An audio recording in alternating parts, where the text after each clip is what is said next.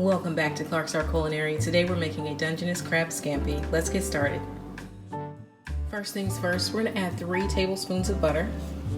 And right now I've got the temperature set to medium, just so we can get the butter melted.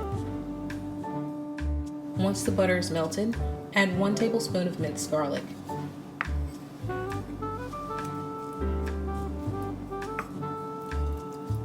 I'm just going to spread that out in the pan. Take the temperature down to low, place the lid on, and allow the garlic to cook for 5 minutes. Alright, 5 minutes is up, and that was just enough time to remove the bite out of the garlic. Now we're going to add half a cup of dry white wine, 2 tablespoons of chives that we've sliced thin,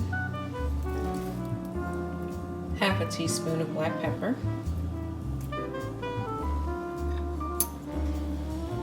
and now let's bring the temperature up to a boil, which is about medium-high.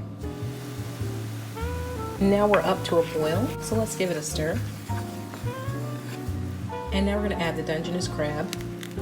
And you'll want to make sure that you've got them completely thawed out. I'm going to break them in half.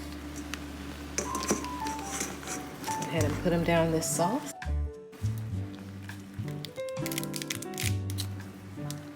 We basically just need to let the crab get hot.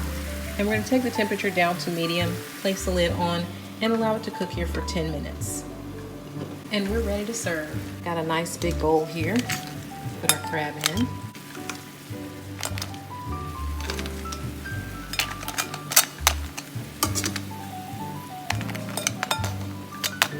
And let's pour this sauce over the crab. Let's sprinkle on some fresh parsley. And I'm going to add 1 teaspoon of red chili flakes, and that's optional, but I love to have a little extra spice, and it looks really pretty.